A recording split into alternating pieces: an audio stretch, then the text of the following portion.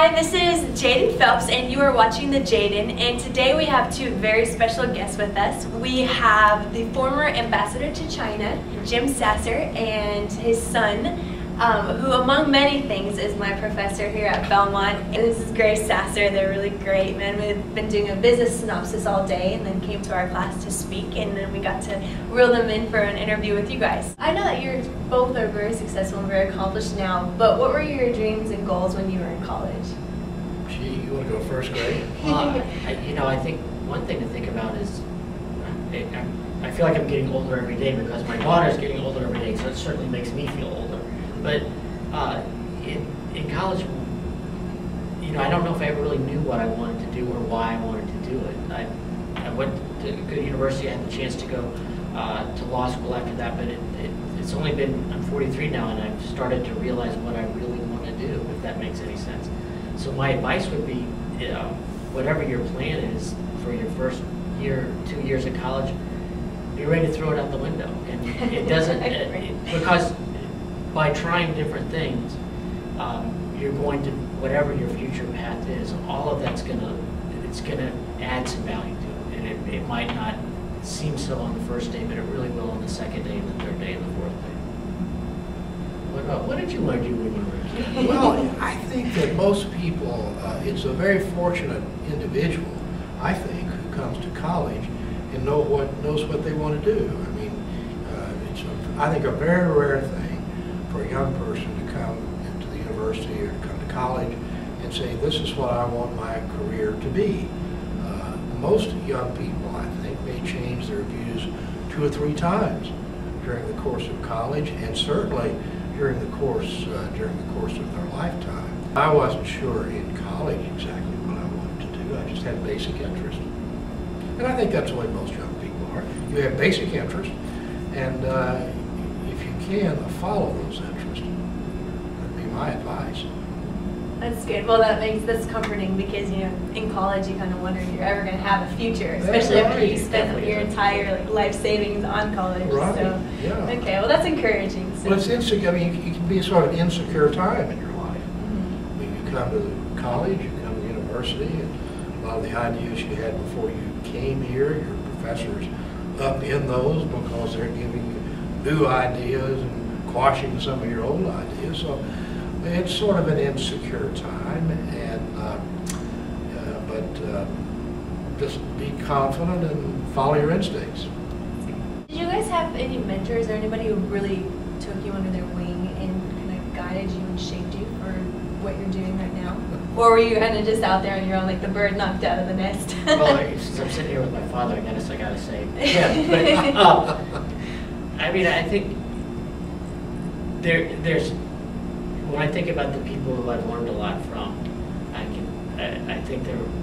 can't think of one, but I can think of many. I can remember my first job at the newspaper.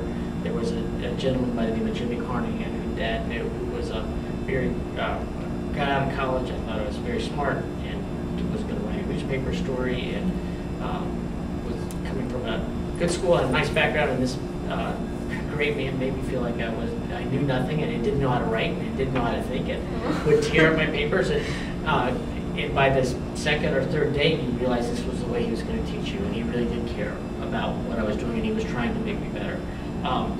That was one style, and then you've had people put their arm around you and kind of walk you through. But it's important to seek those people out. That if you want to learn from someone, you have to go knock on their door, or send them an email, or call them.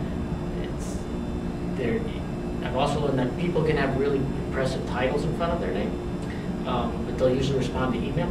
They'll usually respond to a phone call if there's genuine interest. I mean, if you are honest about what you want to know from someone, most people will share what they have, because it's a reward for me to be asked my opinion on something.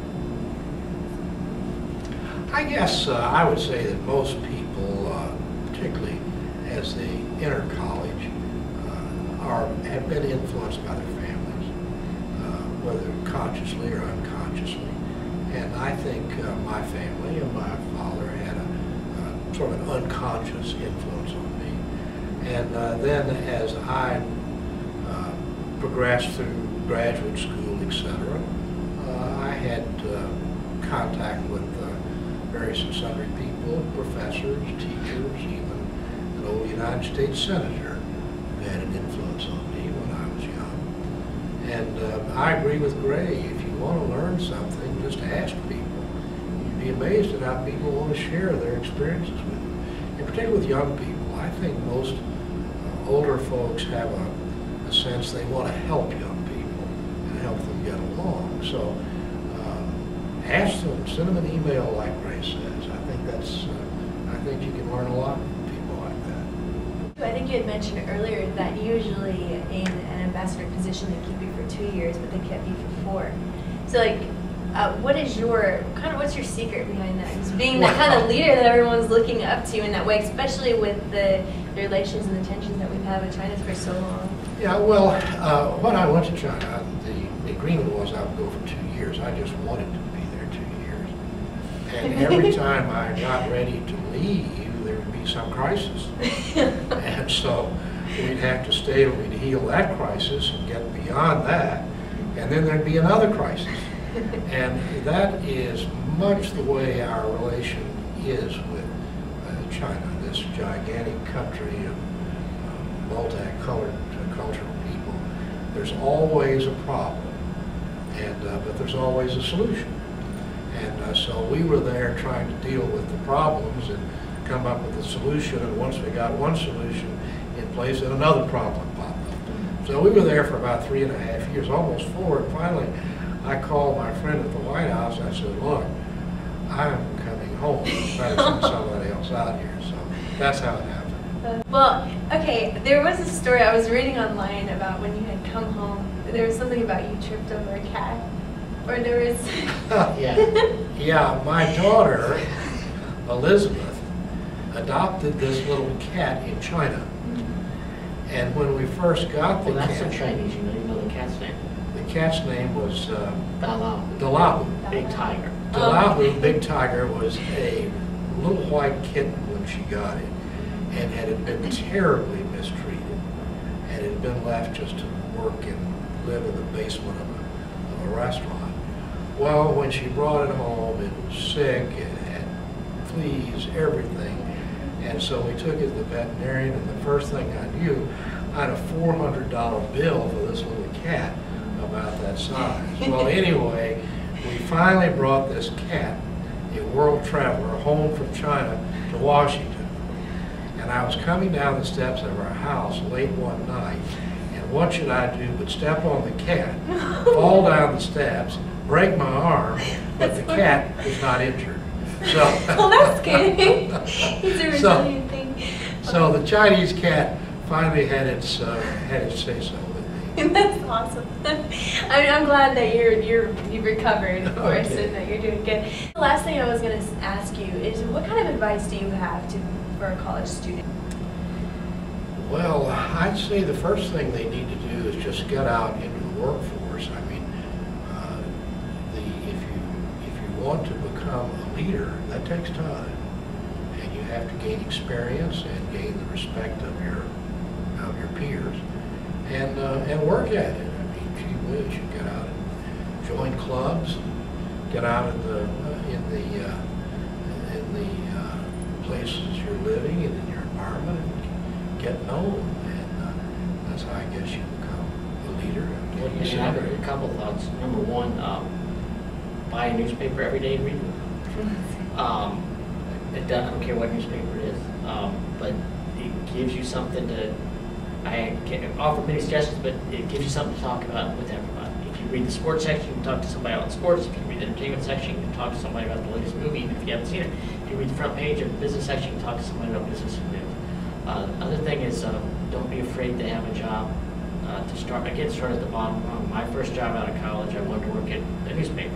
They'd hire me for 2 days a week. That was all they'd give me, and so then I went and worked at a bookstore to supplement. And 2 days became 3 days, and then I had a full-time job. And it just takes, most of the time it takes a little while, and you're not going to get hired. You're normally not going to get hired as a CEO right out of college. And Yeah, I would just say this, following up on what Gray said, if someone really has it in their head they want to take a leadership role, then I think what you need to do is make a lifetime of continuing education. Continue to read, continue to try to broaden your mind, and in so doing, you'll attract people to you, and they will come to you and ask you, and they want your opinion, and that's the way you become a leader. Is just, I think, many times is just by force of knowledge and by force of experience.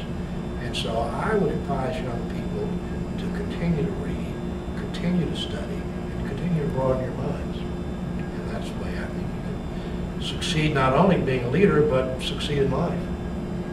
That's great advice. Well, I appreciate you guys coming. It really shows the heart of a leader to be able to come and take the time and tell stories about your cat and also give advice and all those things. I mean, here you're like helping to run like a really awesome country too, awesome countries, and helping people and raising great families. And so these guys are definitely the real deal and great examples for us. And so I hope you guys enjoyed it, and you guys have a great night. Thank you. Thank you.